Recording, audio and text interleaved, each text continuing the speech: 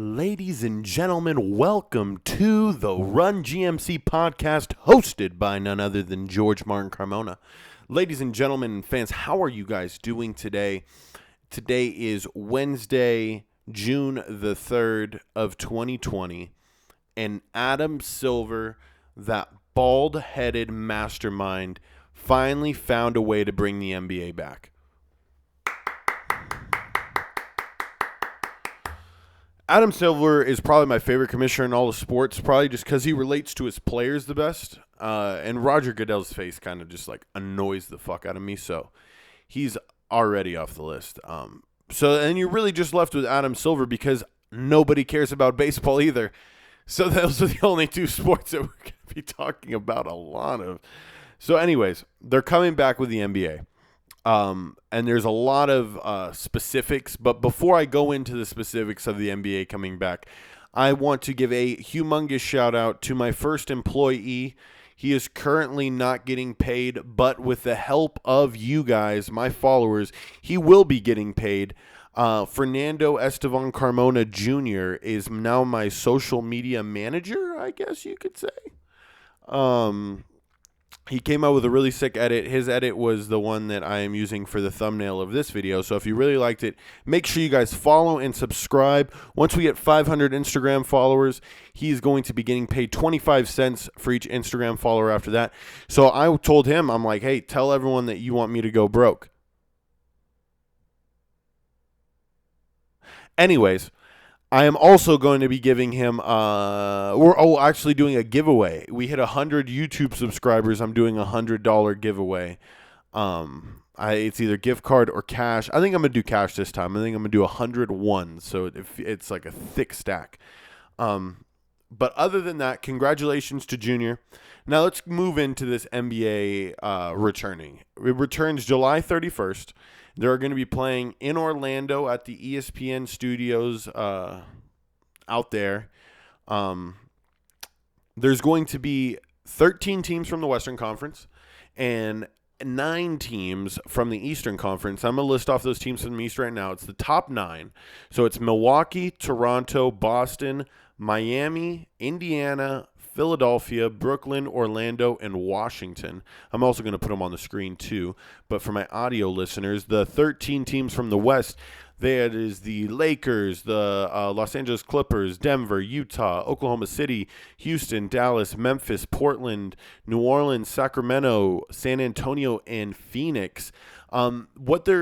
What they were trying to do there is they're just trying to give those teams that are right at the cusp of that 8th seed a shot. So only teams within 6 games behind that 8th seed. So right now Memphis in the West is sitting at a record of 32 wins, 33 losses. They are 18 games behind the Lakers. So Portland is 21 and a half games behind the Lakers. And so is New Orleans, Sacramento, and then following right behind is San Antonio, 22 games back. And then Phoenix is just such a long shot. Everyone has to shit a bed for Phoenix to make the playoffs this year. They're 24 games back. Now, in the East, you're looking at that last seed. You're looking at Orlando and Washington.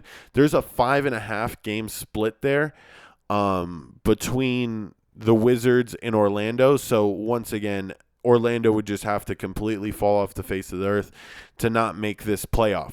Now, the thing that is the most interesting, and I hope they keep it for years to follow, is that they're going to have an 8-9 play-in game if they end up with the same records at the end. Now, we're looking at a very interesting matchup here, and I got a lot of interesting first-round matchups that I want to see. And one of those would be between Memphis, who's currently the 8th seed, and New Orleans, who could come in and they can have the same record, so they would have to play that playing game. Then you're looking at the battle of who's the rookie of the year. You got Zion Williamson, you got Ja Morant. Now, Ja Morant, I swear to God, is single-handedly carrying Memphis through everything they do. Their team is really not that built. I think they just have Justin Jackson there to complement him. Other than that, he's just pretty much a one-man show getting it done somehow. But that New Orleans team, Zion was hurt a majority of the year. And especially what we saw coming back from his injury, this dude's legit. And he would have won Rookie of the Year had he not gotten injured in the Summer League. The point being is that you can get the New Orleans Pelicans to show that they're ready to take on the Los Angeles Lakers, which I think would be the most intriguing first-round matchup next to the Eastern Conference 4-5 spot that I'll tell you guys about. But when you're looking at the Western Conference, you're looking at the King in Los Angeles, best record in the West, and he did it all this year. I mean, if LeBron doesn't win MVP, he's then robbed, I think, the fourth consecutive year. Like, this dude, he should have been MVP for a decade, but they just can't do that, which I get. I mean, Russell Westbrook did was amazing. James Harden, same. Like, I'm not taking anything away from Kevin Durant in 2017.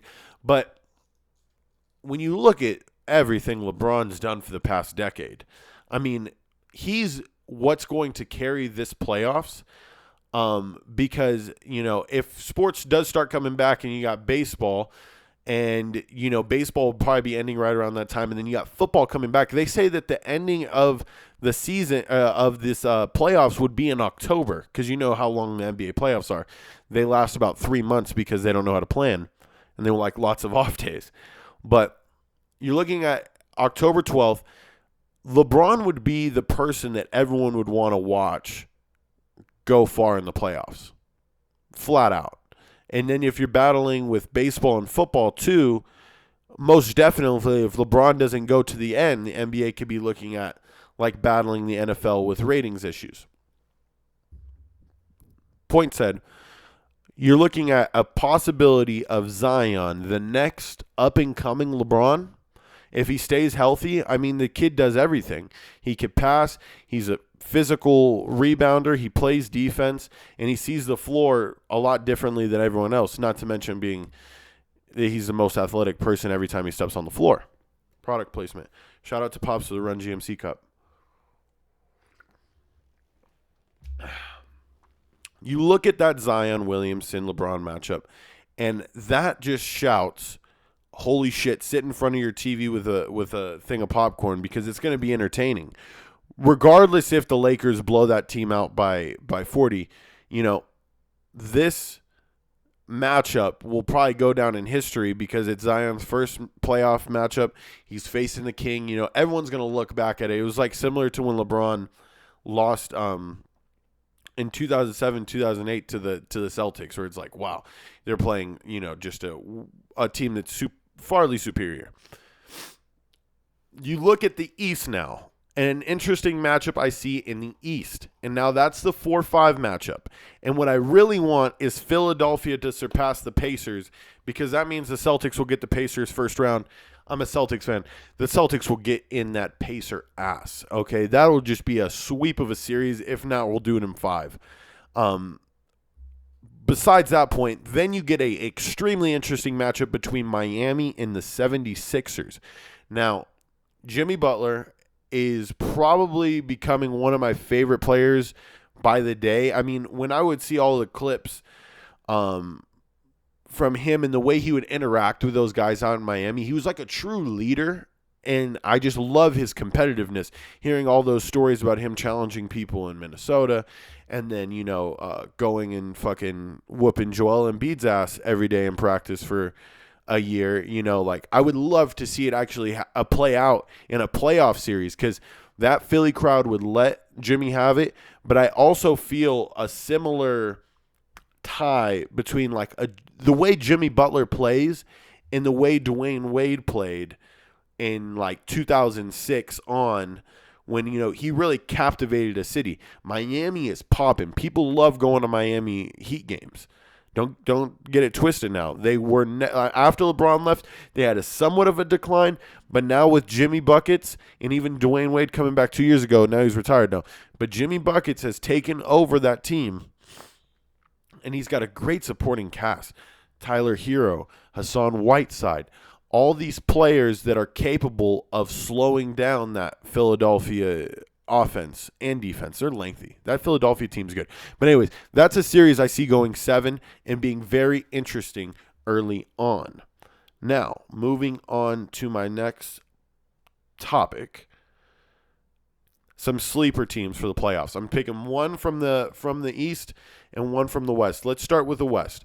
Now, I know I was hyping up and I was getting on my knees for Zion and to see the Zion Morant matchup as well as the Zion LeBron matchup, but a team that we seriously need to be worried about, and I mean, I remember last year watching them when I was on my trip to Thailand, and I was getting the stream through Reddit with a horrible like Beijing airport service, but I got to see the Portland Trailblazers and Damian Lillard put away that Oklahoma City team like in China, and I was losing my mind. I'm like sitting by myself on Reddit, like in between flights, like checking on the Golden Knights game that was going on. And at the same time, had the the Portland Oklahoma City game on, and then Dame hits that shot, and then you see what the Portland Trailblazers were able to do for the rest of that playoffs, and going to the Western Conference Finals and eventually losing to a team that was better. Oh shit! Who? Oh my gosh, guys. Brain fart. No, it was the Warriors. 100% Warriors. Yeah. I was like, who did they play? It wasn't the Lakers. No, it was the Warriors. And they lost to him even with KD getting hurt midway through. I thought they were going to come back in that series. It's coming back to me now. But that team has veteran experience that deep in the playoffs. Damian Lillard and CJ McCollum, man, like they'll be a 30 for 30 out about them someday for everyone to truly understand how much good they've done for Portland and just resurrecting Portland from nothing. They had Brandon Roy, and then all of a sudden you get a young Damian Lillard and CJ McCollum who actually trust the process, build that team from nothing, not leaving at all, staying true to the city, and now they have the opportunity. They could sneak in here in this playoffs, and then they got the Lakers first round if they get that 8 seed. Now, I'm not saying that it would that's like, I know that I called them the sleeper, but god damn, like if any team's going to do it, if the Lakers aren't synced up and somehow Portland is, anything could happen in the playoffs. And I think that would be an amazing upset. And then you could even see Portland taking it all the way there. They just have to get through the other team in Los Angeles. But I know I sound like I'm smoking some really good marijuana saying the Lakers are going to lose first round, but seriously think about how good that Portland team is and how healthy they are now with Dame getting back off of the injury, CJ getting back off the injury, and Joseph Nurkic getting back off the injury. Besides that, the sleeper team from the East.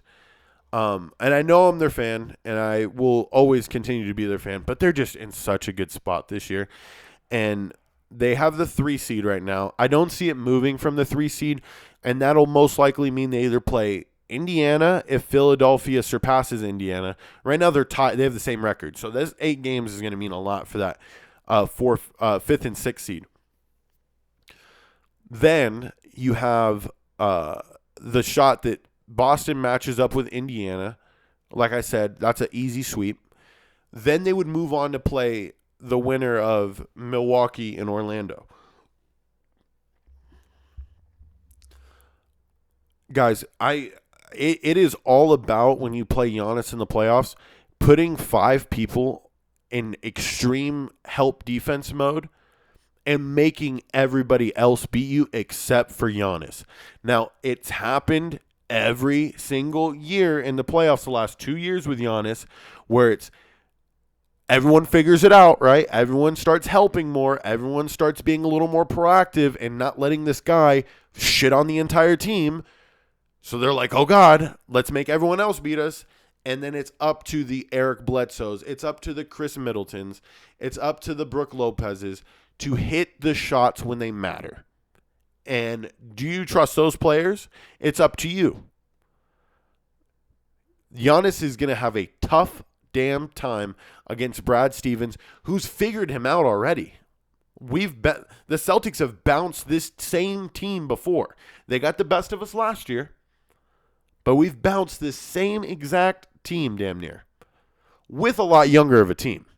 You're looking at a young Jason Tatum, first year playing. You had Jaylen Brown in his second year, and they carried, if you guys remember, the Celtics to the Eastern Conference Finals to lose against LeBron. That's when Jason Tatum dunked on LeBron and had the poster of a century for his first year. I mean, I'm not saying that it's going to be a sweep or a 5-game series. It's going to go 6 or 7, no doubt. But I trust Boston's offense, their coaching, as well as their defense. That's all 3 facets of the game. They're going to get it taken care of. Now, my final 4 from the East. I don't want to make an NBA Finals prediction now and a champion now. I have to see how these teams come back out of the 8 games. I feel you guys can cut me some slack for just giving a final 4. But my final 4 are Boston taking on the Heat. I feel the Heat make it through the 76ers. Then they would have to play the winner of Toronto and Brooklyn. And I feel the Heat are very capable, especially if they beat Philadelphia, to then go on and beat Toronto. Then they meet up with the Celtics in the Eastern Conference Finals. And then on the other side, I know I was crazy earlier saying that New Orleans might be able to get it done in their sleepers. I didn't see anybody else in the West that really interested me, to be so honest. The Nuggets, I guess, could make that push. But then you're really looking at the Western Conference Finals being the Battle of Los Angeles in what would be the most watched Western Conference Finals of all time, hands down.